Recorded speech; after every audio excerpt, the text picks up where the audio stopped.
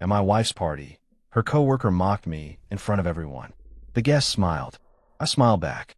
He had no idea I already had everything I needed to burn his world down, and I was in no rush to strike the match. My name is Winston Keene. I'm 43 years old, and I run a mid-sized media production company in Nashville, Tennessee. Podcasts, live events, brand storytelling. We've built something solid over the past decade. The kind of business that doesn't make headlines but keeps the lights on for 22 employees and their families. I'm proud of that. I married Priya when I was 31. She was 27, sharp, ambitious, the kind of woman who walked into a room and immediately understood its geometry. We had 2 kids, Jonah, now 13, all elbows and quiet intensity, and Nora, 9 years old and the loudest person in any building she enters. For 12 years, I thought we were a team. I was wrong. The night it all broke open, and I don't mean metaphorically, I mean the night the foundation actually shifted beneath my feet, was at Priya's company mixer at the Meridian rooftop downtown. Her employer, a mid-sized brand consultancy called ArcLight Creative, threw these quarterly events. Clients, partners, staff, plus ones. The usual curated crowd of people pretending to like each other while hunting for their next opportunity. I'd been to 4 of these before. They were tolerable if you found the right corner and nursed a decent drink. That night, I found neither. I arrived late. A live event ran long across town, and I drove straight there. Priya was already in the middle of the room, laughing with a group near the bar. She looked good. She always looked good at these things, like she saved a version of herself for public consumption that I rarely got to see at home anymore. I grabbed a drink, loosened my collar, and started making my way toward her. That's when I saw him for the first time. Zane Whitfield, 45, broad-shouldered, the kind of man who wore confidence like a tailored jacket. He stood close to Priya, closer than a colleague has any business standing, and had his hand resting on the bar, just inches from hers. Not touching, just near. The way a man stands when he's already decided something, but is still pretending it's undecided. Priya introduced us without missing a beat. Winston, this is Zane. He's been consulting with our team on the Harlow account. Zane extended his hand and looked at me the way a man looks at a speed bump. Something to note, then moved past. Heard a lot about you, he said, his grip just a beat too firm. The podcast guy, right? I smiled. Among other things. He tilted his head and glanced around the room with the easy arrogance of someone who'd never once doubted his own welcome. Must be a good gig. Low overhead. High margins if you know what you're doing. He paused, then added with a small grin aimed directly at the people standing nearby, though I guess it depends on whether anyone's actually listening. The group around us went quiet for exactly 1 second. Then someone laughed, a short, polite, uncomfortable laugh, and a few others looked away. Priya's smile didn't waver, but her eyes cut sideways for just a fraction of a moment. I caught it. I stood there holding my drink, watching the guests hide their reactions behind sips and sideways glances, and I understood exactly what had just happened. He'd done it deliberately. In front of her colleagues, her clients, her world, he had taken a shot at me just to see how I'd land. I set my glass down slowly and looked at him. You're right, I said, even and unhurried. It does depend on whether anyone's listening. Lucky for me, they are. He held my gaze for a moment. Then he smiled, broader this time, like he'd gotten what he came for, and turned back to the group. I didn't say another word to him that night. I didn't need to. What I needed was to think, because something in the way Priya hadn't defended me, hadn't even blinked, sat in my chest like a splinter. On the drive home, Nora called from her grandmother's house asking if we'd remembered to tape her Saturday cartoons. I said yes, even though I hadn't. Jonah was already asleep when we got in. Priya went to the bathroom, and I sat on the edge of the bed in the dark, still in my jacket. The splinter had become a question, and questions like that don't let you sleep. I gave it 3 days before I did anything. 3 days of watching, listening, keeping my face neutral while my mind worked overtime. Priya didn't notice. That told me something too. On the 4th day, I hired a private investigator.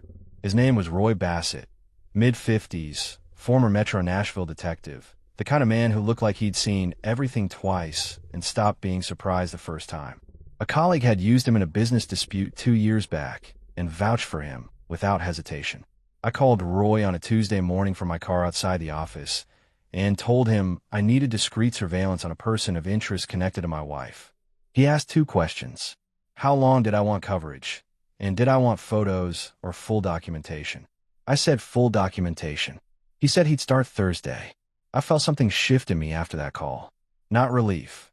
More like the moment before a storm when the air pressure changes and you know what's coming even if you can't see it yet. Thursday came. Friday. Roy sent me a check-in message Saturday afternoon. Good movement. Talk Monday. Monday morning, I was in his office on Demonburn Street by 8:30. Roy set a manila folder on the desk between us, opened it, and slid out 3 printed photographs without ceremony. Zane Whitfield and Priya. A coffee shop on Elliston Place. Tuesday afternoon. She'd told me she had a client lunch downtown. A parking garage on 4th Avenue. Thursday evening. She'd told me she was working late. And the third photo, the one that closed the door on every remaining doubt I had, the two of them at what looked like a hotel lobby bar, Friday night, while I was home helping Nora with a school project on the water cycle. I sat with those photographs for a long moment. Roy didn't rush me. How long have you known this guy? He asked finally. Met him 10 days ago, I said. He works with her firm. Roy nodded slowly. He's been careful. Mostly. But not careful enough. He tapped the folder. There's more in there. Phone records from a data request. Some financial stuff you might find interesting. I looked up. Financial. Roy leaned back. Your wife made several transfers in the last 4 months from a joint account. Small amounts. 800 here, 1,000 there. To a business consulting invoice. Vendor listed as ZW Advisory Group. I stared at him. ZW, I said. Zane Whitfield, Roy confirmed, and his expression didn't change at all. I drove back to the office with the folder on the passenger seat and my jaw tight enough to ache. She hadn't just been seeing him. She'd been funding him. Out of our money. The anger that came up wasn't hot. It was cold and very, very clear. That afternoon I called my attorney, Douglas Holt. Doug was 61, methodical, and had handled 2 of my business contracts and 1 trademark dispute over the years. He was not a family lawyer by trade, but he knew everyone who was. Within the hour, he'd refer me to a colleague who specialized in asset protection and divorce proceedings. And by end of day, I had an appointment for Wednesday. But before Wednesday, something happened that changed the shape of everything. I came home that evening to find Nora sitting at the kitchen table doing homework, and Jonah parked on the couch with his headphones on. Normal enough. What wasn't normal was the voice I heard coming from Priya's home office down the hall. Low, easy, unmistakably male. I walked to the doorway. Priya was on a video call, laptop open, back half turned to the door. On the screen, Zane Whitfield, in what looked like a home office, relaxed and smiling. She sensed me before she heard me. Her shoulders stiffened. I'll call you back, she said to the screen, and closed the laptop in one motion. She turned in her chair and looked at me with an expression I'd never seen on her before. Not guilt, exactly. More like calculation. Like she was already 3 moves ahead and deciding which one to play. Work call, she said. I didn't answer. I looked at the closed laptop, then back at her. Dinner's in 20 minutes, I said, and walked back down the hall. I sat at the table and helped Nora with her multiplication tables while the kitchen timer counted down, and my mind ran through every conversation I needed to have in the next 30 days. Not with Priya. Not yet. With lawyers. With accountants. With Roy Bassett, who I planned to call first thing tomorrow morning. Because Zane Whitfield was about to find out that looking at me like a speed bump was the most expensive mistake he'd ever make. Douglas Holt called me Tuesday morning before I'd even made coffee. Winston, I need you to come in today. Not Wednesday. Today. I was in his office on Charlotte Avenue by 10. Doug was already standing when I walked in, which was unusual. He gestured to the chair across from his desk and closed the door himself instead of asking his assistant to do it. Roy Bassett called me last night, he said, settling into his chair and folding his hands on the desk.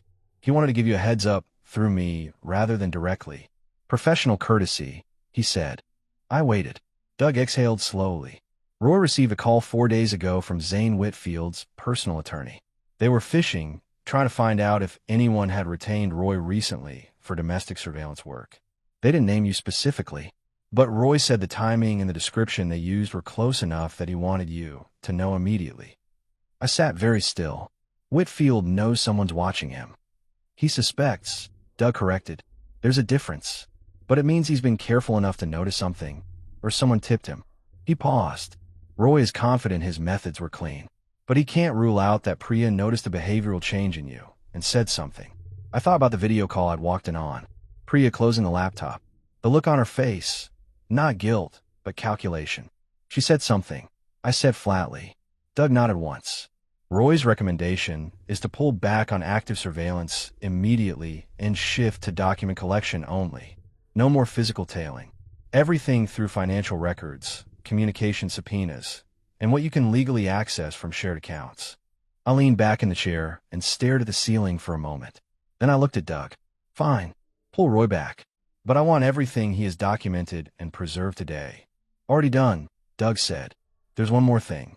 He opened a folder and turned it toward me. Roy flagged something before he pulled back. ZW Advisory Group. The consulting vendor Priya's been paying? Roy ran it through the state business registry. It was registered 8 months ago. One member LLC. Registered agent is a man named Dale Whitfield. Doug tapped the page. Zane's younger brother. I stared at the registration document. The address listed was a UPS store on West End Avenue. It's a shell, I said. Almost certainly, Doug replied. Which means those transfers aren't consulting fees. They're personal payments routed through a fake business entity. That's not a marital issue anymore, Winston. That's potentially wire fraud. I drove back to the office with both hands on the wheel and my mind running clean and fast, the way it does when I'm producing a live event, and 3 things go wrong simultaneously and I have to triage in real time. No panic, just sequencing. First, protect the finances. I called our accountant from the parking garage and had him flag every joint account for monitoring and begin the process of separating my business assets from personal ones. Second, the kids. I called my mother in Brentwood and asked if Jonah and Nora could stay with her the coming weekend. She didn't ask why. She said of course and told me to eat something. Third, Zane Whitfield's upcoming event. I'd seen it on LinkedIn 3 days earlier, a live showcase he was hosting for brand partners and potential investors. A media innovation evening at a venue on 5th Avenue North. 70 guests, catered, presentation heavy. The kind of event where reputations either get built or buried. I had contacts in the Nashville media production world that Zane couldn't begin to match. One of them, a tech coordinator named Felix who did AV setup for half the city's corporate events, confirmed he'd been hired for Zane's showcase. Felix owed me 2 favors from a festival we'd co-produced in 2021. I called him one of them. I didn't ask Felix to do anything dishonest. I asked him to give me access to the event's presentation upload system for 30 minutes the night before the showcase, using the admin credentials the venue used for all their client events. Credentials that, as it turned out, Zane had set using his own birthday. Felix mentioned it offhand with the kind of contempt only a tech professional can summon for that level of carelessness. I built my version of Slide 6 at home, at my kitchen table, after the kids were asleep. No graphic content, no rage, just time-stamped emails, 2 photographs from Roy's documentation, and a clean screenshot of the ZW Advisory Group registration with Dale Whitfield's name highlighted. Factual, surgical, undeniable. I uploaded it at 11:14 on a Thursday night, sitting in a quiet house while Jonah's bedroom light glowed faintly under his door. Then I made myself a cup of coffee, sat back down at the table, and waited for the next day to arrive. The showcase was held on a Friday evening. I arrived at 6:45, signed in under a name that wasn't mine, accepted a name badge and a glass of sparkling water from a passing server, and found a position near the back wall with a clear sight line to the presentation screen. The room was everything Zane had designed it to be: dim, warm, expensive looking.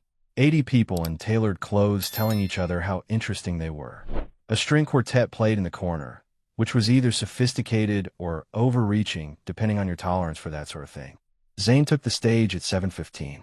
He was smooth, I'd give him that. He had the cadence of a man who'd given this particular speech in his head 1,000 times and finally got to say it out loud. Slide 1, vision. Slide 2, market opportunity. Slide 3, the portfolio. Slide 4, growth projections. Slide 5, client testimonials, all glowing, all carefully selected. Then slide 6. The transition happened mid-sentence. Zane was saying something about strategic partnerships when the screen behind him changed. The room shifted in the way rooms shift when the temperature drops suddenly. Not dramatically, just noticeably. A few people leaned forward. Someone in the third row turned to the person beside them. A woman near the bar stopped mid-sip. I watched Zane turn, watched him read the screen, watched his posture change in real time, the shoulders dropping a fraction, the jaw setting, the easy confidence draining out of him like water through a broken seal. In the front row, a silver-haired man in a dark suit stood up without a word, buttoned his jacket, and walked toward the exit. I'd done my research. That was Gerald Whitfield, Zane's father, the man who'd bankrolled the first 2 years of his son's consulting business. He didn't look at Zane as he passed. That image, a father walking out on his son without a backward glance, was the one I carried with me as I slipped out the side door before the room fully understood what it had just witnessed. Outside, the night air was cool and clean. I walked 2 blocks to where I'd parked, got in, and sat for a moment with my hands in my lap. My phone showed 4 missed calls from Priya. I set it face down on the passenger seat. There was still a great deal left to do. Attorneys, court filings, conversations I wasn't looking forward to. But in that moment, I felt something I hadn't felt in weeks. Solid, like a man standing on ground that belonged to him. I started the car and drove home to my children. My mother didn't ask questions. That was one of the things I'd always loved about her. She opened her front door in Brentwood on a Saturday morning, looked at my face for exactly 2 seconds, and then looked past me at Jonah and Nora climbing out of the back seat. "Who wants pancakes shaped like animals?" she called out over my shoulder. Nora sprinted up the porch steps without answering, which was answer enough. Jonah followed at his usual measured pace, hands in his hoodie pocket, but I caught the small upward pull at the corner of his mouth. I carried their bags inside, kissed my mother on the cheek, and told her I'd be back Sunday evening. She squeezed my arm once, tight, brief, and let me go without a word. I drove back to the city with the windows down and the radio off. The apartment I'd rented 3 days earlier was a furnished 2-bedroom on the east side of town, the kind of place that smelled like new carpet and other people's decisions. Not home, but it was mine, and right now that distinction mattered more than comfort. I spent Saturday morning at my desk with every financial document I'd gathered spread across the table in front of me. Account statements going back 18 months. The ZW Advisory Group registration.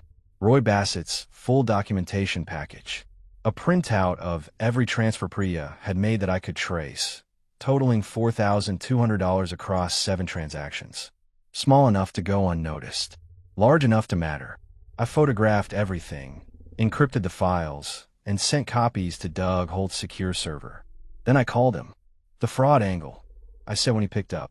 "How solid is it?" Doug was quiet for a moment. "Solid enough to raise in proceedings. Wire fraud through a shell entity is a serious charge. Whether the DA pursues it is their call, but the documentation makes a compelling case." He paused. "How are you holding up?" "Fine," I said. "What do I need to do next on the custody side?" He referred me again to his colleague, a family attorney named Patricia Vane, who I'd spoken with once already. I called her next. Patricia was direct and unhurried, which I appreciated. She told me to begin a detailed log of my parenting involvement, dates, activities, who was present, and to do it going back as far as I could accurately remember. She also told me something that landed harder than I expected. "If she moves to restrict your access before you file," Patricia said, "it becomes a longer road. File first. File Monday." I filed Monday. That Sunday, I drove out to my mother's house to pick up the kids. Nora ran out to the car with a crayon drawing she'd made for the new apartment. A house with a crooked chimney and 4 stick figures out front, one of which appeared to be holding a microphone. She told me that one was me, because I make podcasts. I folded it carefully and put it in the glove compartment. Jonah waited until Nora was inside before he spoke.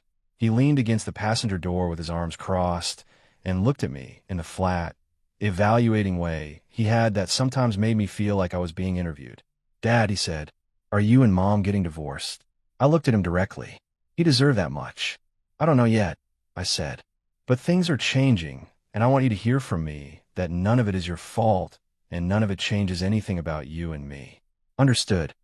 He held my gaze for a long moment. Then he nodded once, pushed off the door, and got in the car. I stood there for a second before getting in myself. 13 years old, and already carrying himself like someone who'd made peace with hard news. I didn't know whether to be proud of that or grieve it. I chose both. The call started on a Tuesday. First, it was a brand partner I'd worked with for 3 years, a mid-size outdoor gear company that had renewed their podcast sponsorship with us twice. Their marketing director, a usually warm woman named Cheryl, called to say they were pausing the renewal conversation. She sounded uncomfortable. When I pressed her gently, she admitted that someone had reached out to their team with concerns about my professional stability and recent erratic behavior. She wouldn't say who. I thanked her calmly, ended the call, and sat in my office with the door closed for about 4 minutes. Then I called Roy Bassett. "I need you back on," I said. "Different scope. I want to know who Zane Whitfield has been contacting in my professional network in the last 2 weeks." Roy said he'd see what he could find through legitimate channels. LinkedIn activity, mutual contacts willing to talk, any documented outreach that could be traced. He called back within 48 hours. Zane had contacted 4 people in my professional circle. 1 podcast host I co-produced with for years, 2 brand partners, and a venue manager I used regularly for live events. The message varied slightly in each case, but carried the same spine. Winston Keene was going through something personal that was affecting his judgment, and they might want to reconsider any upcoming commitments. He hadn't used his own name in all of them.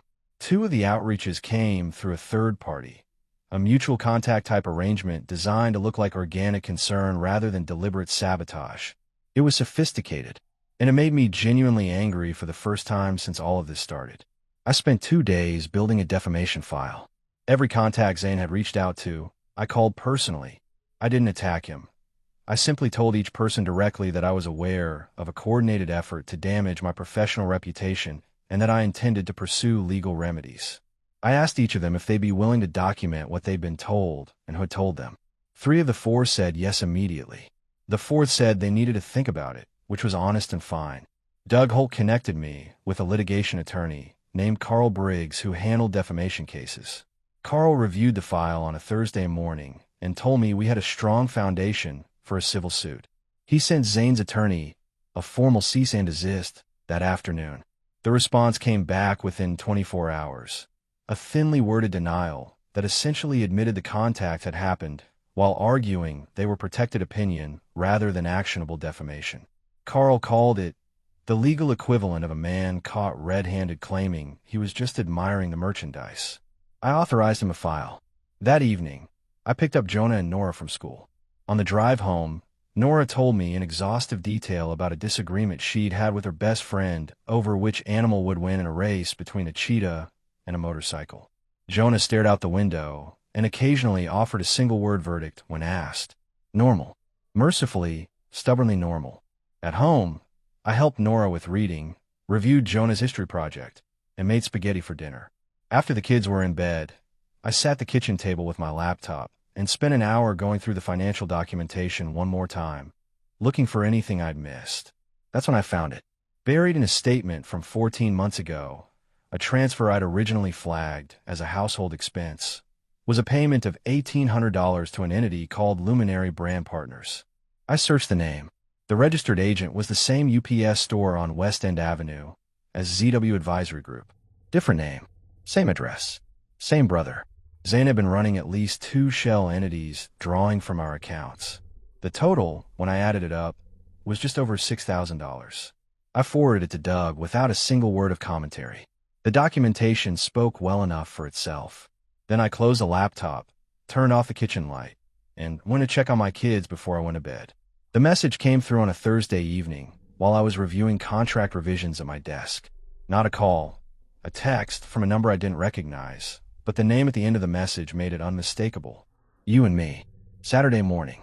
Centennial Park, East Pavilion, 9 a.m. No lawyers, no cameras, no audience. Just a conversation between 2 men. Come alone or don't come at all. Zane. I read it twice. Then I set my phone face down and finished the paragraph I was working on before I let myself think about it. The rational response was obvious.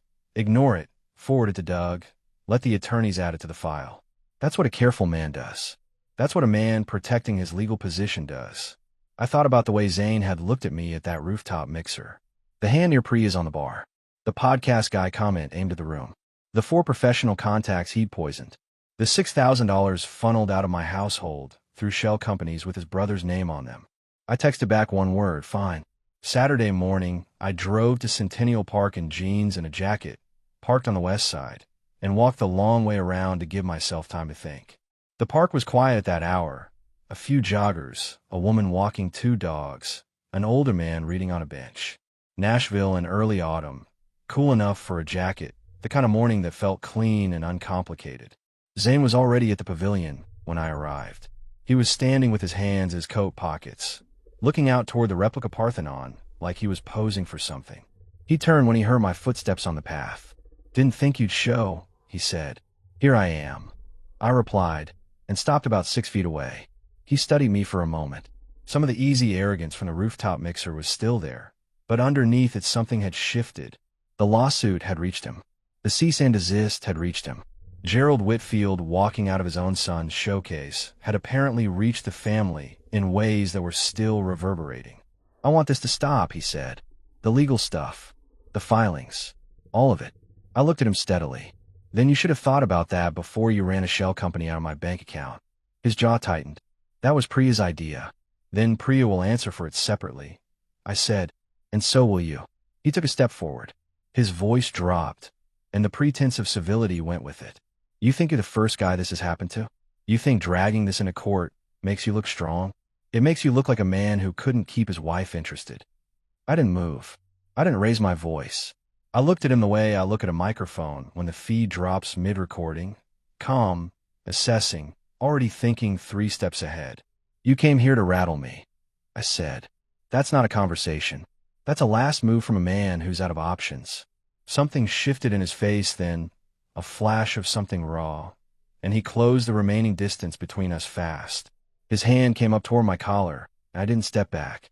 I caught his wrist, turned my hip into him, and we went sideways into the pavilion railing with enough force to make the whole structure shudder.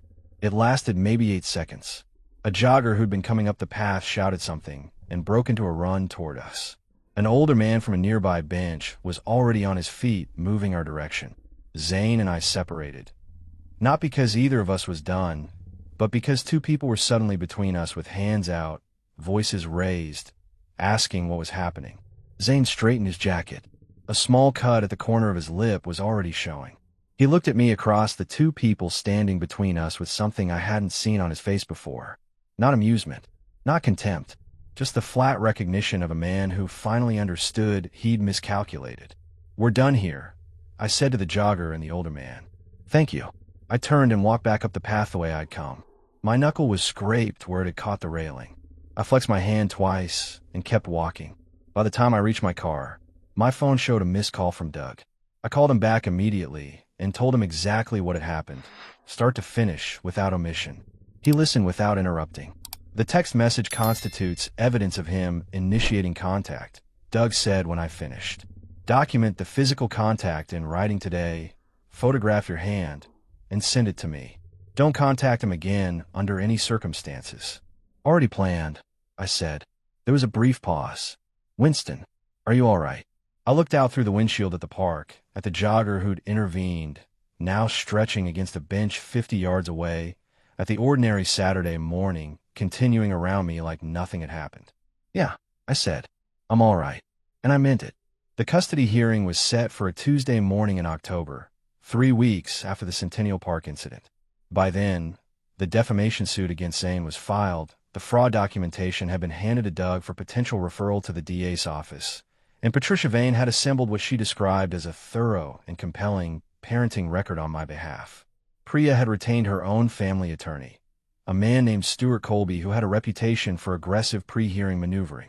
True to form, Colby submitted a supplemental declaration 4 days before the hearing claiming I had been volatile and threatening in recent weeks and citing my behavior as grounds for limiting my parenting time. Patricia read it to me over the phone in a tone so deliberately neutral that I could tell she was working to contain her own reaction. "He's going to put a witness on the stand," she said, "a woman named Donna Fielding. She's listed as a friend of Priya's who claims to have witnessed you speaking aggressively to the children at a school pickup in September." I sat very still. September. I ran through every school pickup in September in my head like a film editor scrubbing through footage. "That didn't happen," I said. "I know," Patricia replied. "So let's prove it."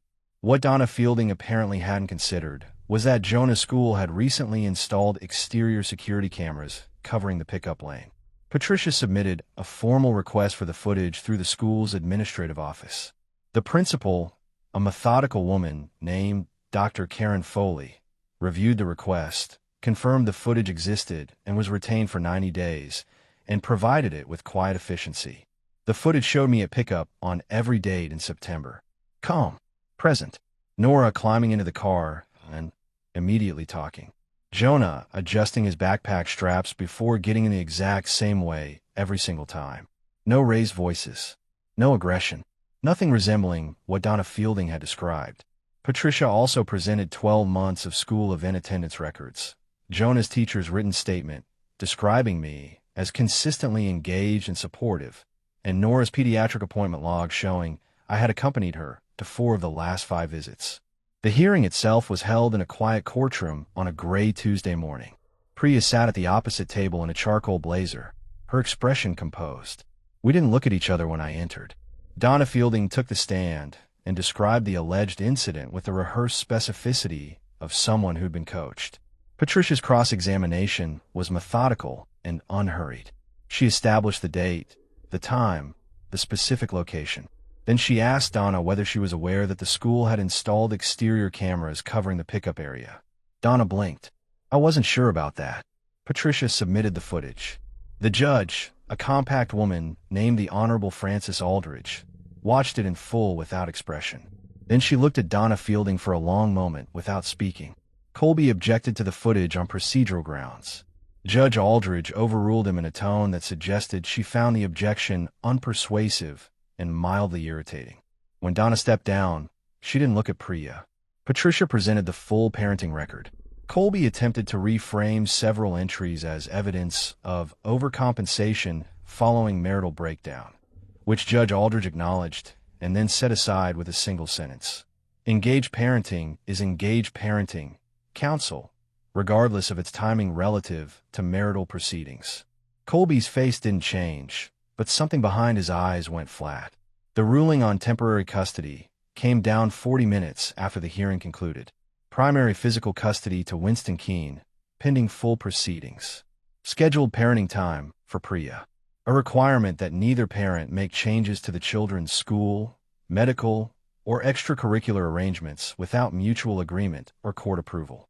Patricia called me with the ruling while I was sitting in my car in the courthouse parking garage. I listened to her read it through and didn't say anything until she finished. Thank you, Patricia, I said. You build a strong record, she replied. That's why we won. I sat in the garage for a few minutes after we hung up, not celebrating, just absorbing. Jonah and Nora would come home to my apartment that evening. They'd eat whatever I made for dinner, argue about who got the remote, and eventually fall asleep in the rooms I'd set up for them with the specific furniture they'd each picked out from the store. That was what I fought for. Not the verdict, not the vindication, just that. It started with a phone call from Jonah.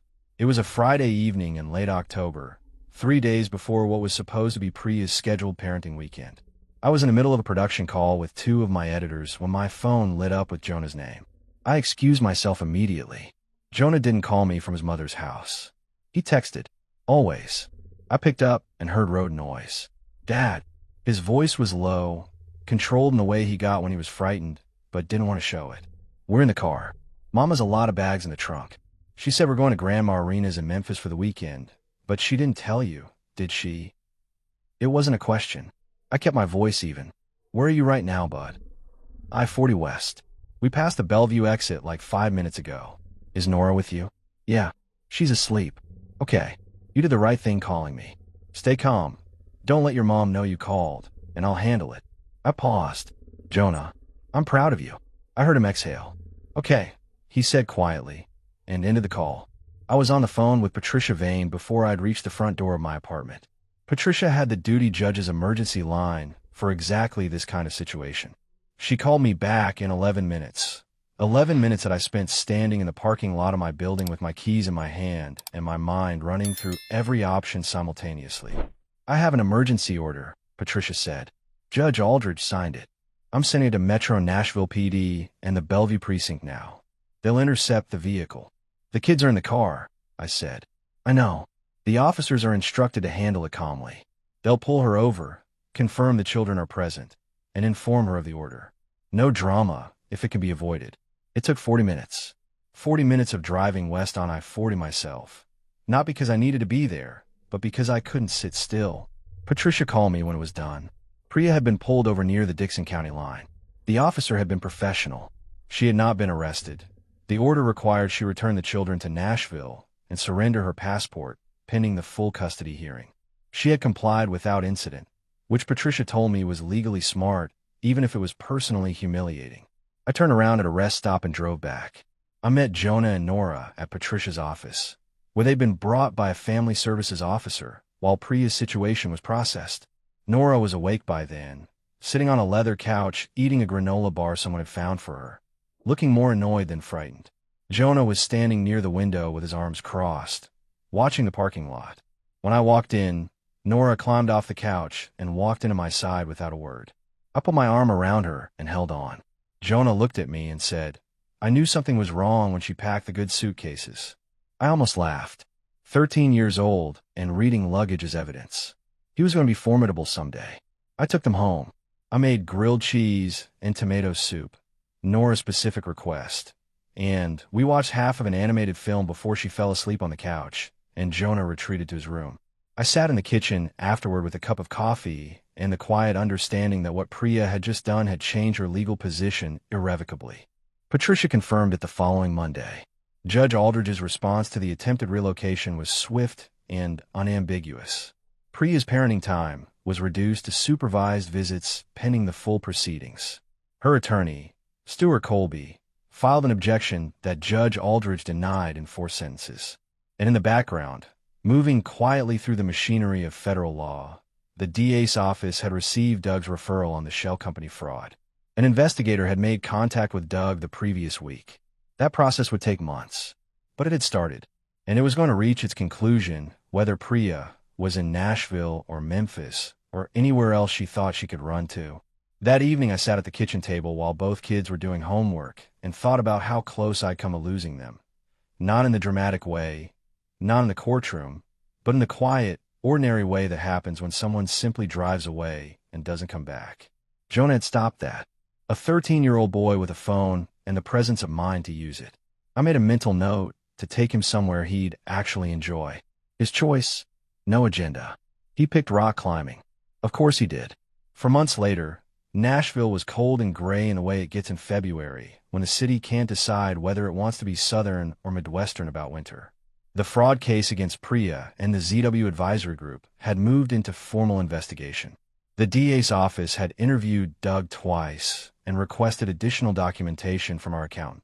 Priya's attorney had advised her to stop talking publicly about anything related to the case, which meant the stream of increasingly erratic voicemails I'd been receiving had finally gone quiet. Zane Whitfield had settled the defamation suit out of court. Carl Briggs negotiated a figure that I put directly into a college fund for Jonah and Nora without announcing it to anyone. Gerald Whitfield had reportedly cut off financial support to Zane's consulting business entirely following the showcase collapse. As far as I could tell, Zane was attempting to rebuild something smaller and quieter in another city. I wish him exactly as much luck as he deserved. The divorce was finalized in January. The asset division took longer than it should have, primarily because Priya's attorneys tried 3 separate maneuvers to reclassify portions of my business revenue as marital property. Each one failed. Patricia secured the custody arrangement we'd won at the preliminary hearing as the permanent order. Primary physical custody to me. Scheduled parenting time for Priya. Supervised until the fraud proceedings concluded. The company had a strong quarter. 2 new podcast clients, a live event deal with a regional music festival that I've been courting for 18 months, and a speaking engagement referral that turned into a consulting contract. The brand partner Zane had poisoned had all returned, 3 of them with apologies that I accepted without ceremony. The work was good. The team was solid. Life, in the professional sense, had not only recovered but moved forward. The kids were doing well. Jonah had joined a robotics club at school and came home on meeting days with paint on his hands and opinions about circuit design. Nora had decided she wanted to be a marine biologist or a country singer, and she wasn't ruling anything out. She'd also started keeping a journal, filling it with drawings and observations about the world in the specific, earnest way of 9-year-olds who were paying close attention. On a Saturday in mid-February, I took them both to the Tennessee Aquarium in Chattanooga. Nora's idea. She'd been asking since November, and I'd finally cleared the calendar. We drove down early, Nora narrating the highway landscape the entire way while Jonah read, and occasionally looked up to correct a factual error in whatever she was saying. The aquarium was everything she'd hoped for. She stood in front of the jellyfish tank for a solid 12 minutes without speaking, which may have been the longest she'd gone without speaking since birth. Jonah got genuinely absorbed in a river otters exhibit and tried to explain otter territorial behavior to Nora with the focused intensity he brought to everything he cared about. I stood back and watched them. On the way home, Nora fell asleep in the back seat before we'd left the Chattanooga city limits. Jonah stayed awake, watching the highway scroll past in the dark. About an hour into the drive, he said, without turning from the window, "Dad, I think things are better now." I looked at him in the rearview mirror. "Yeah," I said. "I think so too." He nodded and went back to the window. I drove the rest of the way home, listening to the road and my daughter breathing in the back seat. And I thought about what it takes to rebuild something after it's been taken apart. Not the legal mechanics of it, not the strategy, just the daily, unglamorous work of showing up, making dinner, helping with homework, watching animated films you've already seen, being present for the ordinary moments that aren't memorable except that they're everything. I'd spent 12 years building a marriage that turned out to be built on someone else's terms. I wasn't doing that again, whatever came next. And there would be a next, someday, when the time was right.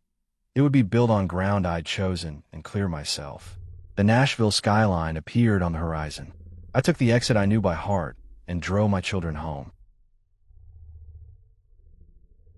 He called himself my wife's work husband, right to my face at a company dinner, while she smiled like it was funny. I said nothing. I just opened a folder. $43,000. Her signature. His account. By the time he figured out what was coming, it was already done. My name is Patrick Harlan.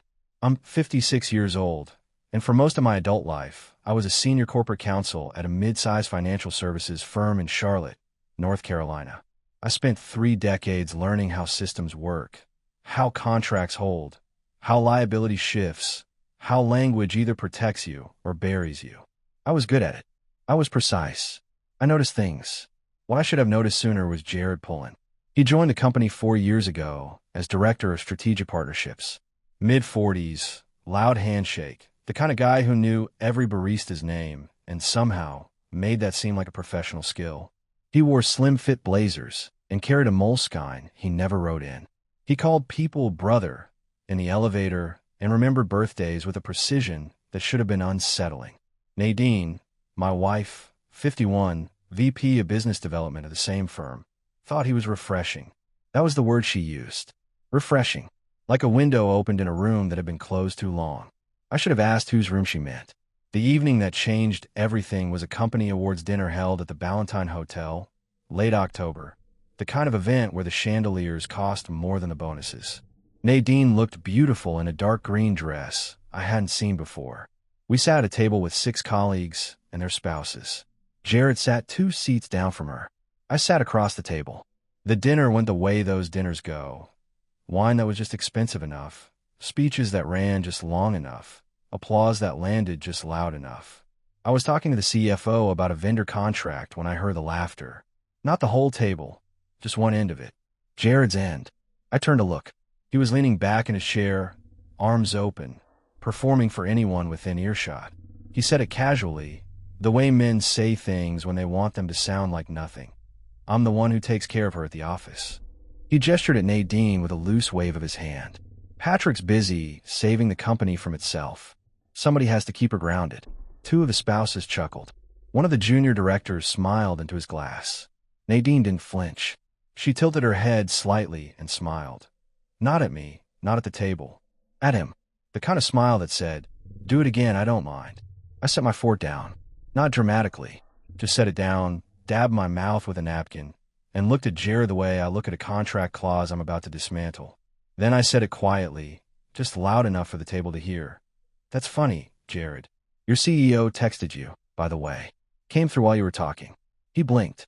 His hand, moved his phone before his brain caught up. The screen lit. He read something. I don't know what, and it didn't matter, because at that exact moment Donald Keefe, Executive VP of Operations, 59 years old and allergic to embarrassment, appeared behind Jared's chair like a weather system nobody had forecast. Keefe didn't sit. He placed one hand on the back of Jared's chair and leaned down, and whatever he said was short and quiet and landed like a closed door. Jared's face went the color of the white tablecloth. He excused himself from the table. Nobody laughed now. The CFO beside me cleared his throat. The junior director found something very interesting in his dessert menu. Nadine looked at me. I looked back. I picked up my fork and finished my salmon. That was the moment I stopped pretending I didn't know what I already knew.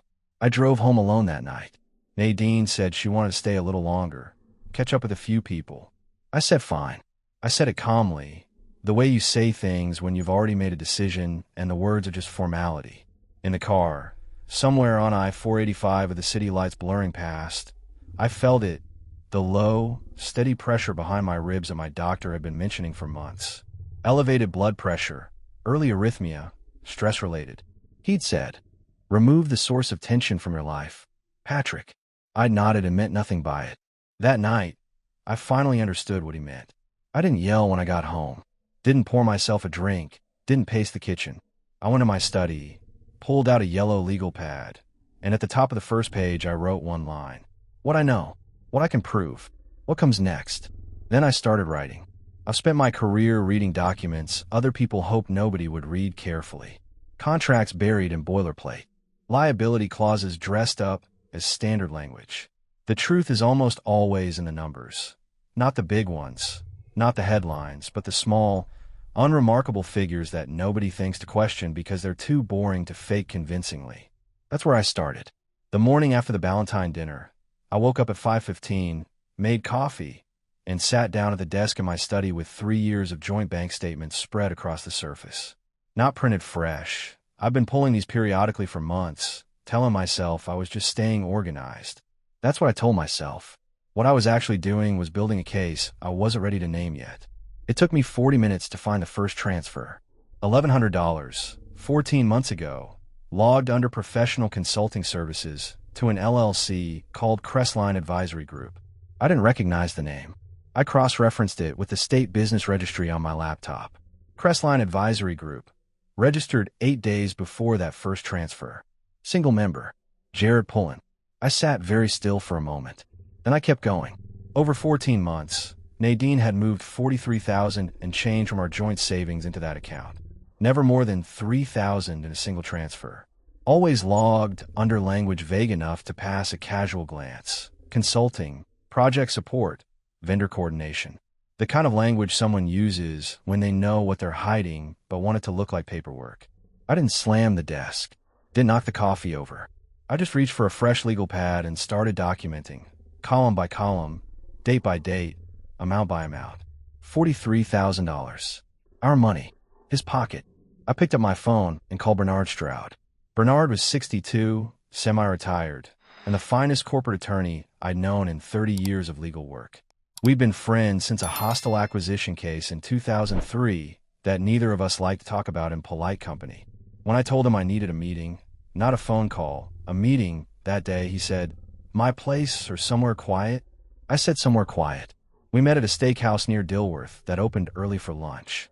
I slid the folder across the white linen tablecloth before the water glasses were filled. Bernard read without expression, turning pages with the steady patience of a man who had seen worse and wasn't impressed by worse. When he got to the third page, the bank transfer summary, he set it down and looked at me over his reading glasses. She signed all of these, he asked.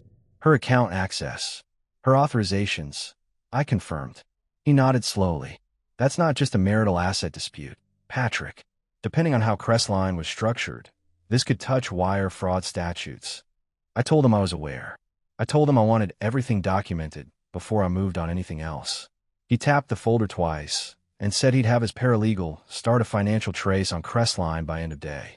That afternoon, I did something I hadn't planned on doing quite yet. I called Paige. My daughter was 29, a director of data governance at a tech-adjacent consulting firm that had been contracted by our company for the past 2 years. She used her mother's maiden name professionally, Paige Renner, and most people at the firm had no idea she was my daughter. I kept it that way deliberately.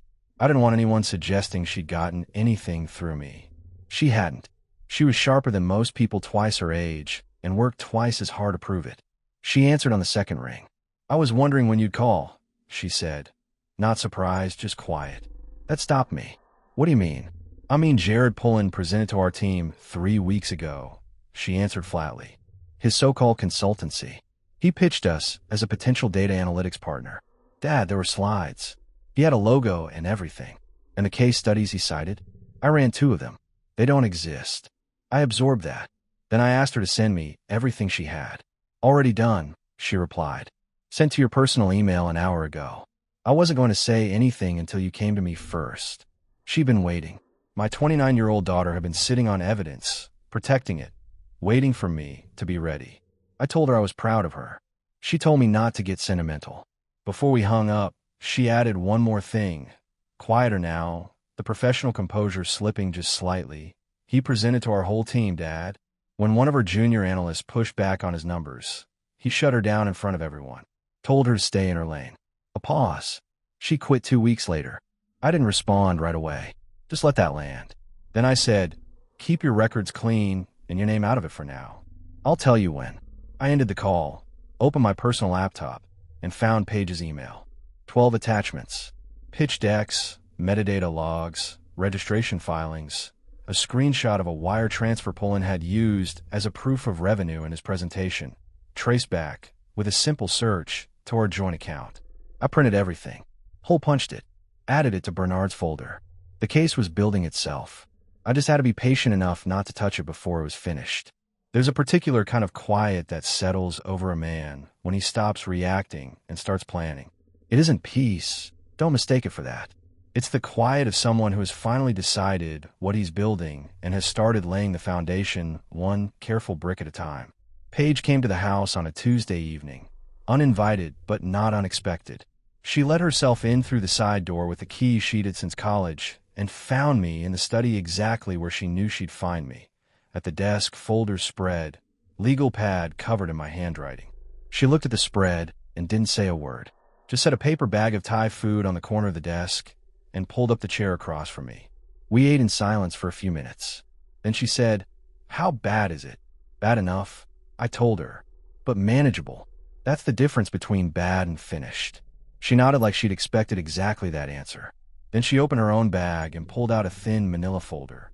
She laid it flat on the desk between us like a card on a poker table. 3 of the case studies Pullen used in his pitch to our team, she said. I traced every company he cited. 2 are shell entities, registered in Nevada, no employees, no revenue, no web presence beyond a landing page that went live the same month he filed Crestline. The 3rd company exists, but the partnership he claimed never happened. I contacted their legal department directly, through a vendor inquiry, so there was no flag. They'd never heard of him. I picked up the folder, read through it slowly. The documentation was clean, sourced, annotated, better than some paralegals I'd worked with. "You did this quietly?" I asked. "I did it invisibly," she replied, and there was no pride in her voice, just precision. She got that from me, and I wasn't too humble to notice. I told her what I'd found in the bank statements. Not all of it, just the shape. 43,000, 14 months, her mother's authorizations. I watched her face as I said it. She didn't flinch outwardly, but something in her jaw shifted. That small adjustment that meant she was processing something painful and filing it away to deal with later. She funded his pitch deck, Paige said flatly. "That's what it looks like." She was quiet for a moment. Then, the junior analyst he shut down in our meeting. Her name is Kirsten. She caught a discrepancy in one of his revenue projections. He talked over her for 3 minutes straight, called her figures intra-level thinking, and suggested she let the adults handle strategic analysis. A pause. She submitted her resignation 4 days later. I set the folder down carefully.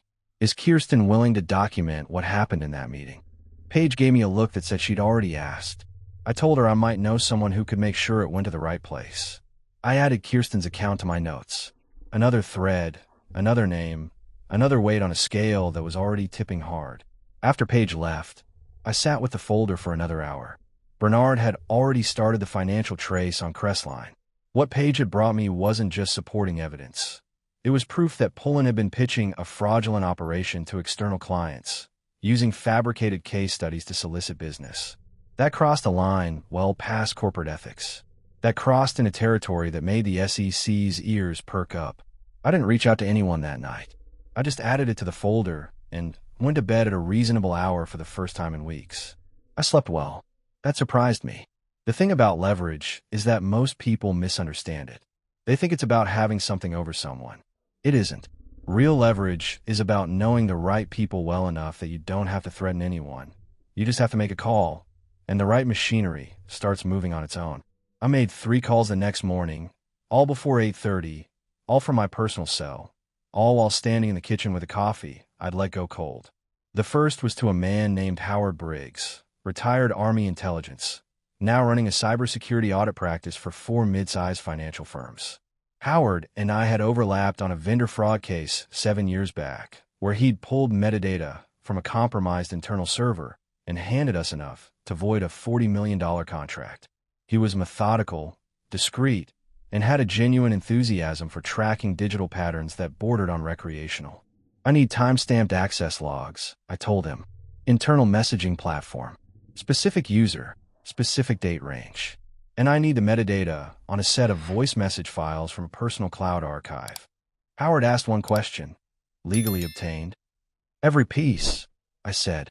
Give me 48 hours, he answered, and I could hear him already moving to his keyboard.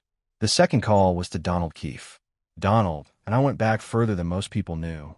We'd served together briefly, 2 years in the JAG Corps in the late 80s, overlapping for one deployment before our paths diverged. We didn't advertise it. Donald had gone into operations. I'd gone into corporate law. And somewhere along the way we'd both landed at the same firm without ever making much of the history between us. But it was there. The kind of history that means a man picks up when you call on a Wednesday morning and doesn't ask why before he says hello. I need to talk to you about Pullen, I said, once we'd exchanged the brief courtesies. A pause. Not surprise, consideration. I've been watching some things, Donald replied carefully. I know. I have a folder that'll explain what you've been watching and why. I kept my voice level. I'm not asking you to do anything, Donald. I'm asking you to be ready to receive documentation through the appropriate compliance channel. What you do with it is your call. Another pause. Longer this time. Then, bring it through Bernard Stroud's office. Keep your name off the cover sheet.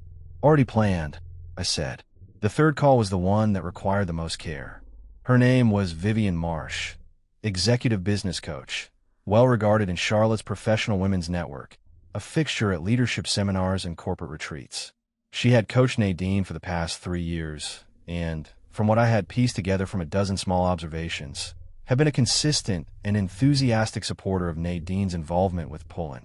She used phrases like reclaiming your energy and breaking patterns of suppression, and apparently considered a married woman's extramarital relationship a legitimate form of professional development. I didn't call Vivian. I showed up. Her office was in a converted Victorian on Providence Road, all exposed brick and motivational typography on the walls. Her assistant told me I didn't have an appointment. I said I was aware, and that I'd only need 5 minutes, and that I was Mrs. Harlan's husband. She came out her office with a professional smile that didn't quite reach her eyes. I didn't sit. I simply removed from my jacket pocket a single folded page, a copy of the HR document Nadine had signed in 2019, acknowledging a previous workplace relationship and its consequences, and placed it on the reception desk between us. I said quietly, that before you continue advising my wife on the subject of personal liberation, you might want to know this isn't her first time navigating these consequences. I'll let her look at the document for a moment. Whatever she's told you about our marriage, there's a documented chapter she left out. I'd factor that into your next session. Vivian's smile didn't disappear. It just changed quality entirely. I thanked her for her time and left. That evening, Bernard called to tell me the Crestline financial trace was complete and that 2 of the transfer patterns appeared to constitute a structured series specifically designed to stay below federal reporting thresholds. That was no longer a marital matter. That was a federal one. I updated the legal pad. The folder was nearly an inch thick now, and I hadn't confronted Nadine. Hadn't changed my behavior at home. Hadn't given either of them the slightest indication that anything had shifted. From the outside, I was still just the quiet husband finishing his salmon. There's a particular satisfaction in watching someone reach for something they're certain is there and find nothing. Not cruelty. I want to be clear about that. Satisfaction. The clean, quiet kind that comes from knowing that the ground shifted because you moved it, and not a single person in the room watched you do it. I'd been planning the financial piece for 11 days. Bernard had confirmed through his forensic contact that Crestline Advisory Group had no legitimate revenue beyond what Nadine had transferred.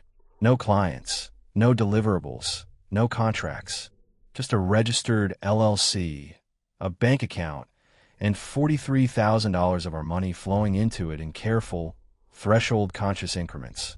The forensic accountant used the phrase structuring pattern in his written summary, which is a technical way of saying someone knew exactly what they were doing and did it anyway. I filed that summary in the back pocket of the folder I'd prepared for Bernard. Then I made 4 calls to the right institutions and quietly restructured everything I was legally entitled to restructure before Nadine had any reason to check. The joint savings account, closed. The shared credit line, suspended pending account review. The backup Visa tied to our household account, flagged to the fraud department for unusual activity, which triggered an automatic freeze while the bank conducted its standard review. All of it clean, all of it documented, all of it entirely within my rights as a co-account holder, initiating a separation of marital assets. I chose a Friday for the lunch. Nadine suggested it. Actually, her idea, her restaurant, the French place on Tryon Street, she liked because the lighting made everyone look a little more expensive than they were. She wore the cream blazer she reserved for meetings she wanted to win. I wore a jacket I'd had for 15 years and still fit into, which felt relevant somehow. We ordered. We made conversation about nothing. Her week, a colleague's retirement, whether we should repaint the guest room. She was performing ease, which meant she was anything but. I'd watched her perform ease for 22 years, and I could read the seams in it. When the check arrived, she reached for it the way she always did in restaurants she'd chosen. A practiced generosity that cost her nothing because she knew I'd handle the actual payment. She produced the black Amex with a small, confident smile. The waiter returned 90 seconds later with the apologetic expression all good servers develop for exactly this situation. "I'm so sorry, ma'am. This one isn't going through." Nadine's smile held for a full 3 seconds before the edges tightened. She opened her purse and produced the backup card, the Visa on our shared household account. That one came back declined too. I watched her recalibrate in real time. The slight forward shift in her posture, the eyes moving to the window, then back. The careful management of her expression in a restaurant where 3 people at neighboring tables knew her by name. She reached into the inner pocket of her blazer and produced a 3rd card, a sleek private card I wasn't supposed to know about. She had it for about 8 months. I'd flagged it to the issuing bank's fraud division 2 days prior. Unusual activity, I'd cited. Pending review. Declined. The waiter gave me a look of professional neutrality. I handed him my card, a personal account in my name only, untouched and fully funded, and told him to run it. He did and left. Nadine set her hands flat on the table, very still, the way she got when she was working through options and hadn't landed on one yet. "That's strange," she said, voice carefully neutral. "Is it?" I replied. She looked at me then, really looked, the performance of ease fully abandoned. Before she could speak, her phone buzzed on the table. She glanced at it, and I watched the color change in her face the way it changes when you read something that alters the landscape of what you thought you knew. The email from our financial institution confirming the full separation of the joint accounts had arrived. She set the phone face down. "You closed everything," she said quietly. "I reorganized." I replied. "There's a difference. One is destruction. The other is clarity." "Patrick." $43,000, Nadine. I kept my voice level, almost conversational. 14 months. Crestline Advisory Group. Jared Pullins, LLC, which he registered 8 days before the first transfer you authorized. I paused to let that land without drama. That's not a mistake. That's a decision. And decisions have consequences. She stared at me. The restaurant hummed around us. Silverware, low music, someone laughing 2 tables over. Nadine's jaw moved slightly, the tell near her left temple that appeared when she was constructing a response she hoped would work. I was helping him get started, she said finally. It was an investment. I planned to tell you. You planned to tell me. I repeated. In the same way you planned to tell me about the relationship itself. I folded my napkin and set it beside my plate. Bernard Stroud has a copy of the forensic summary. A second copy is with Donald Keefe's office through the compliance channel. What happens next isn't my decision. It's the institution's. She went very still. I stood, buttoned my jacket, and looked at her one last time across the table. She looked smaller than she had when we'd walked in. Not broken. Nadine didn't break easily, but recalculated, repositioned, aware, for the first time, that she'd been playing a game on a board she hadn't designed. The guest room, I said, can stay whatever color it is. Then I walked out into the Charlotte afternoon, and the sun was doing what Carolina's sun does in November, bright and honest, and entirely indifferent to human drama. I gave it 4 days after the lunch before I went to the office after hours. I'd arranged building access through a senior staffer in facilities management, a woman named Grace who had worked at the firm for 19 years, and whose son I'd helped place at a strong prep school 2 years back through a colleague connection. She hadn't asked why I needed access to the 14th floor at 7:15 on a Tuesday evening. She'd simply ensured the badge log would show a standard authorized entry and left a parking pass on my car that morning without a note. The floor was empty. The cleaning crew had finished the east wing and moved on. I walked to Jared Pullen's office with a particular kind of calm that comes from having rehearsed something so many times in your head that the actual doing of it feels almost routine. His desk was exactly what I'd expected from a man who wanted to project competence without demonstrating it. Spotless surface, decorative inbox tray with nothing in it, a branded mug from a leadership conference, one motivational print on the wall that read "Execute with intention." The irony of that last item was not subtle. I placed the envelope dead center on his chair. Cream cardstock, heavyweight, no name on the front. I wanted him to feel the weight of it before he understood what it was. Inside, I had organized everything with the precision I applied to complex litigation packages. Page 1.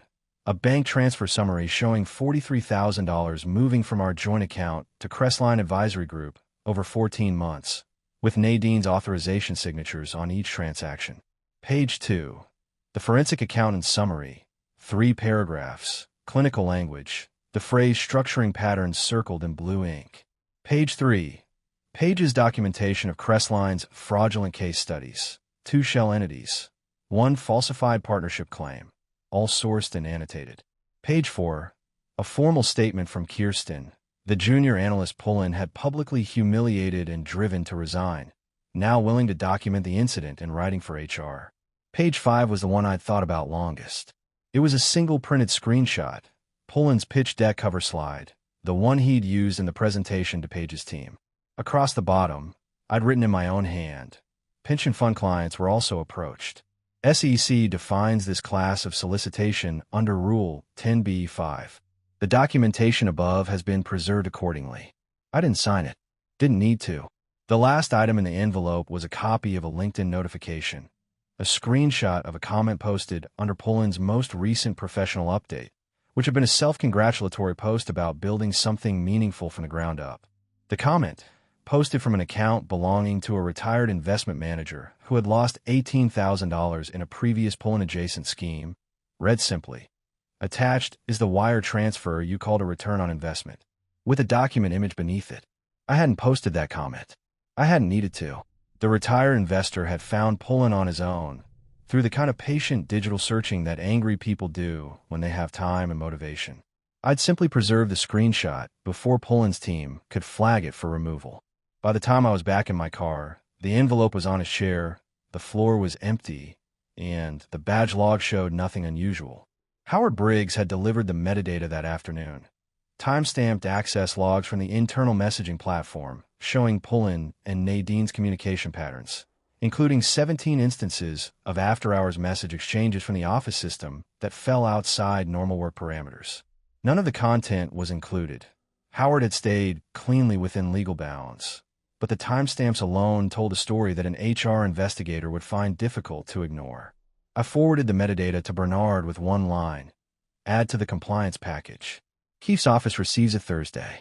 Bernard replied within the hour. Understood. The forensic accountant also flagged 2 additional transfer patterns we should discuss. Call me tomorrow morning. I set the phone down and looked at the folder on the passenger seat. 1.5 inches thick now. Every page sourced. Every claim documented. Every thread traceable to a legitimate origin. Jared Pullen had spent the better part of a year making himself comfortable in a position he thought was secure. He'd underestimated the man at the end of the dinner table. He'd underestimated what 30 years of corporate law teaches a man about patience and paper trails. Tomorrow he would walk into his office, sit down, and find something on his chair that would rearrange the rest of his professional life. I drove home through the Charlotte night, feeling something I hadn't felt in months. Steady. Absolutely, completely steady. The morning Jared Pullen walked into that conference room, he was wearing a charcoal blazer he'd posted about on LinkedIn 2 weeks prior. Something about investing in your professional image. He carried the decorative moleskine under one arm and had the particular stride of a man who still believed the day was going to go the way he'd planned it. It wasn't. I wasn't in the room. I didn't need to be. Donald Keefe had called me the evening before, brief and specific. Everything is in order.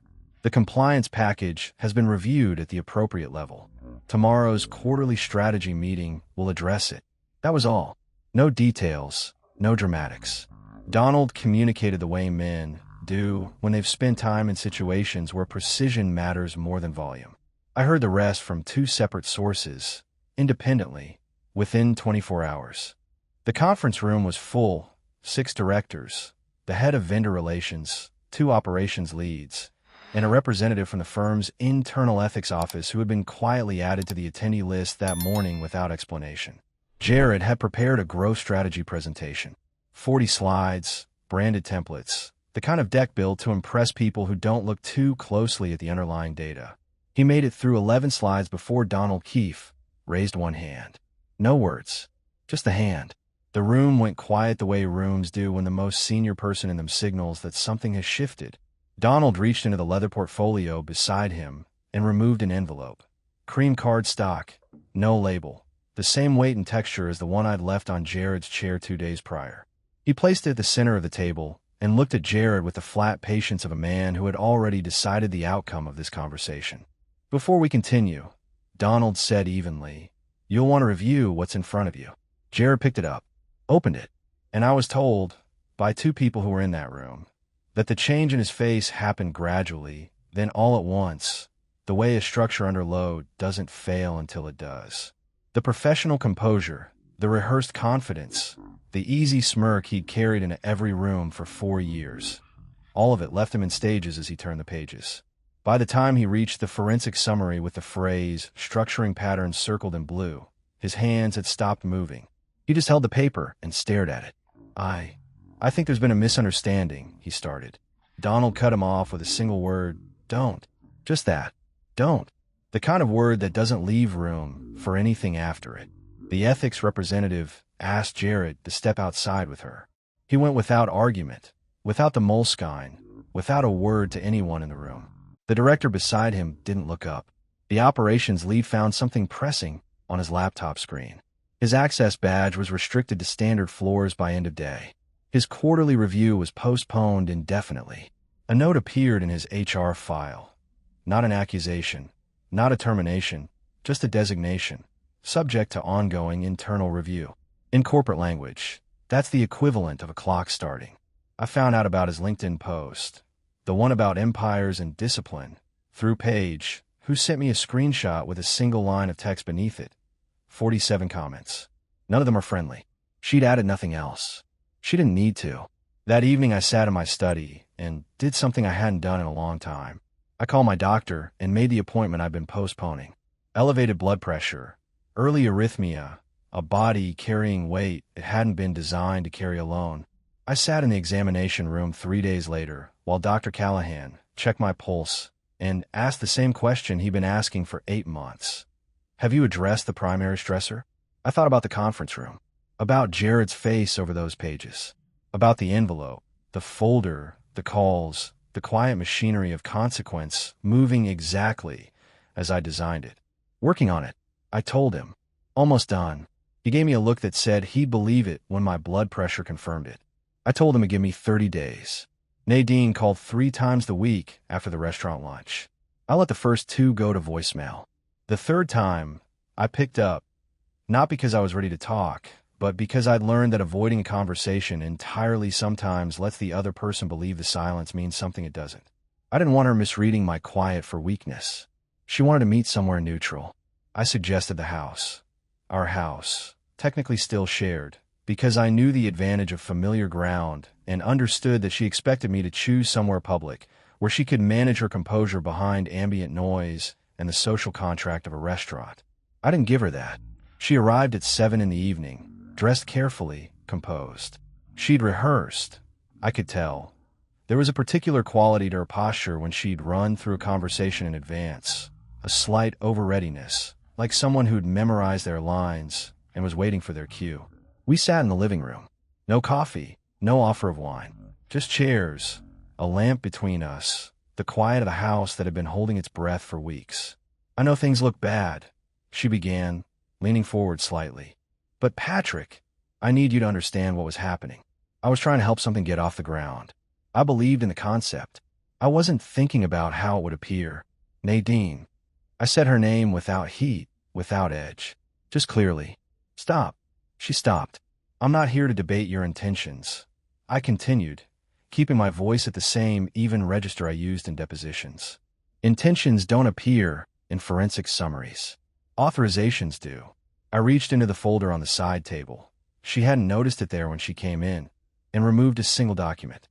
I placed it on the coffee table between us and let her look at it without touching it. It was the HR document from 2019. Her signature, neat and deliberate, at the bottom of a formal acknowledgement. I recognized that my behavior constituted a serious lapse of professional judgment. I accept responsibility for the consequences and agree to the terms set forth by this office. She stared at it. The color in her face changed in a way I'd only seen a handful of times in 22 years. "Where did you?" she began. "It's a sealed HR record," I said. "Sealed records have administrators. Administrators have relationships with people who've done them professional favors over the course of a career." I paused. "You've been telling people our marriage broke down because I was emotionally unavailable. What you haven't told them is that this isn't the first time you've been in this situation. You signed that document yourself." She pressed her lips together. A long silence stretched between us. "That was different," she said finally. "I was younger. It was a mistake." "This is also a mistake," I replied. "A $43,000, 14-month, forensically documented mistake." I let that sit without ornament. Bernard Stroud is proceeding. The divorce filing will reflect the asset misappropriation. What Keefe's office does with the compliance findings is outside my control, and yours. She looked at me, then with something I hadn't expected. Not anger, not manipulation, but a kind of exhausted recognition. Like she'd reached the end of a very long performance and couldn't remember why she'd started it. "I didn't think you'd actually do it," she said softly. "Any of it." I looked at her across the lamplit space between us and said honestly, "I know. That was your only real mistake." She left 20 minutes later with the HR document in her hand. I'd given her the copy deliberately because I wanted her to carry it with her. I wanted her to feel the weight of her own signature. I locked the door behind her, stood in the hallway for a moment, then went back to my study. I added 3 notes to the legal pad, closed the folder, and put on a pot of coffee I actually intended to drink this time. The house was quiet. It had been quiet for a while, but for the first time, the quiet felt like mine. There's a particular humiliation in being escorted from a building you once walked through like you owned it. Not a dramatic scene, no security guards, no shouting, no audience. Just a quiet conversation in a small office, a badge placed face down on a desk, and a cardboard box assembled from supplies in the storage room down the hall. The kind of humiliation that's designed to be unremarkable. That's what makes it permanent. Jared Pullen was formally terminated on a Tuesday morning, 3 weeks after the conference room meeting. Bernard had called me the evening prior, not to celebrate, just to inform, the way a good attorney reports outcomes. The firm's general counsel finalized the separation agreement this afternoon. No severance. Cause-based termination. The ethics findings made any other outcome legally indefensible. I thanked him and ended the call. I didn't go to the building that morning. I had no reason to officially, but I was in the area, a meeting 2 blocks east that ended earlier than expected, and I found myself standing at the corner of the building's main entrance at 9:20, coffee in hand, when I saw him come through the revolving doors. He was carrying a box that had already started giving way at the bottom corners from the weight inside it. A framed certificate leaning against one side. A small succulent I recognized from the LinkedIn office photo he'd posted last spring. A stack of folders he'd never needed, but had kept because they looked purposeful. His tie was crooked. His shirt collar was open at the button. The careful architecture of his professional image had collapsed overnight into something that just looked like a man having a very bad morning. He stopped on the sidewalk like he wasn't sure which direction to go. I watched him stand there for a moment. That particular stillness of a person recalibrating in public, trying not to show how lost they are. Then he turned and saw me. Something moved across his face. Not anger. He was past that. Not shame, exactly. More like recognition. The specific recognition of a man who finally understood how thoroughly he'd misread the room, and the man at the end of the table in it. I reached into my jacket and removed a final envelope. Standard business size, sealed, his name on the front in my handwriting. I walked over and held it out. He took it with the hand that wasn't bracing the box from underneath. Looked at it. Looked at me. "What is this?" he asked. His voice had none of the rehearsed ease I'd spent 4 years listening to. It was just a voice now. "Notice of termination of the Crestline business registration," I said. "The state filing was withdrawn this morning. The LLC no longer exists." I paused. "The 2 shell entities you used as case studies in your pitch materials have also been flagged to the Secretary of State's office for fraudulent registration. You'll be receiving correspondence on that separately." He stared at the envelope. Then he looked up at me, and what I saw wasn't the man who'd leaned back at that dinner table and performed for an audience. What I saw was what had always been underneath. Someone who had built everything on borrowed confidence and was now standing in the wreckage of it, holding a cardboard box and a dead succulent. "I didn't think," he started. "No," I agreed. "You didn't." I didn't say anything else. Didn't need to. I turned and walked back toward the corner, leaving him on the sidewalk with the envelope and the box and the specific, irreversible knowledge that the quiet man he'd dismissed across a dinner table had been the last person in the room he should have underestimated. Behind me, I heard the box set down on the concrete. I didn't turn around. That afternoon, Paige called me. "Kirsten submitted her formal statement to HR," she said. "Documented account of the meeting incident. They've added it to the termination file." A pause, then quieter. She said she didn't know anyone was going to use it. She said thank you. I told Paige to pass along that she was welcome, and that she should consider reaching out to Kirsten professionally when the time felt right. "Some people," I said, "are worth knowing when they're on their way up rather than waiting until they've arrived." Paige was quiet for a moment. Then, "You've been thinking about this for a long time, haven't you? Not just pulling. All of it. Long enough," I said. "Are you okay, Dad?" The same question she'd asked me once before, weeks ago, and I deflected it. This time I didn't. "Better than I've been in a while," I told her. "Give me a little more time, and I'll be honest about it." She laughed. Small, genuine, the laugh she'd had since she was 7 years old. It was the best sound I'd heard in months. 14 months after the Valentine dinner, I stood on the porch of a house I'd built with my own hands, and a contractor named Dale who didn't ask questions and charged fair rates and showed up every day. It wasn't raining, and half the days it was. The house sat on 11 acres in the Brushy Mountains, 40 minutes northwest of Statesville. I'd purchased the land quietly 7 years ago through a property trust. A decision I'd made one Saturday morning when I was tired of concrete and ambient noise and had simply driven until the noise stopped. I hadn't told anyone about it. Not Nadine, not colleagues, not anyone. Some decisions are private not because they're secrets, but because they belong entirely to you, and the act of announcing them to the world changes their nature. The house was modest by the standards I'd lived by for 20 years. 3 bedrooms, a wide covered porch, a study with south-facing windows that would get good light year-round. I'd overseen every detail of the build during the divorce proceedings, driving up on weekends while attorneys exchanged documents and institutions processed findings, and Jared Pullen's name moved through regulatory channels the way a stone moves through deep water, slowly, inevitably, toward the bottom. The divorce had been finalized 8 months prior. The asset settlement reflected what Bernard had documented. The marital estate was divided with the full weight of the financial misappropriation factored in, which meant Nadine's portion was considerably smaller than she'd anticipated when she'd first retained her attorney. Her counsel had argued. Bernard had produced documentation. The judge had read it carefully and ruled accordingly. Crestline Advisory Group had been dissolved. 2 state fraud referrals were pending. The SEC had opened a preliminary inquiry into the pension fund solicitations, which meant Jared's name was now attached to a federal process that would follow him in every professional context for years, regardless of outcome. The firm had promoted Donald Keefe to Chief Operating Officer 4 months after the conference room meeting. He'd call me personally to share the news, which was more than protocol required. I congratulated him and asked about his knee, which he'd been managing since a parachuting incident in 1987. He said it was fine. I said I was glad. Paige had been offered a senior director position at her firm, which she'd accepted with the same quiet efficiency she brought to everything.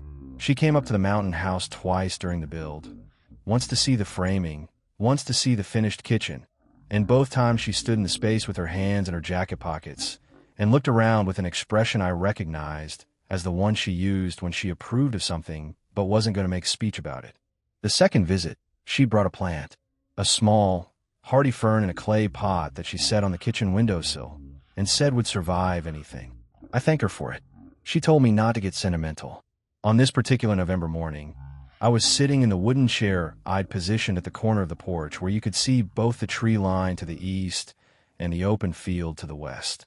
The air was cold enough to see your breath, but the sun was doing what mountain sun does in the late fall, cutting clean and low through the trees and warming everything it touched. A thermos of coffee sat on the rail beside me. An open legal pad rested on my knee, though I hadn't written anything on it yet. My doctor had called the previous week with updated readings. Blood pressure, normal. Resting heart rate, normal. He'd said, whatever you did, keep doing it. I'd said I intended to. From somewhere on the property, in the stand of oaks at the east edge of the field, a dog moved through the dry leaves, nose down, fully absorbed in whatever investigation had captured his attention.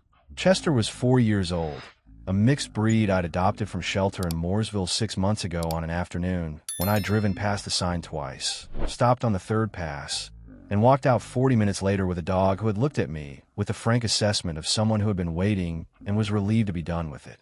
He found something in the leaves, sniffed it with great ceremony, and then abandoned it with equal ceremony and trotted back toward the porch, tail moving with the satisfied rhythm of an animal who has no unfinished business.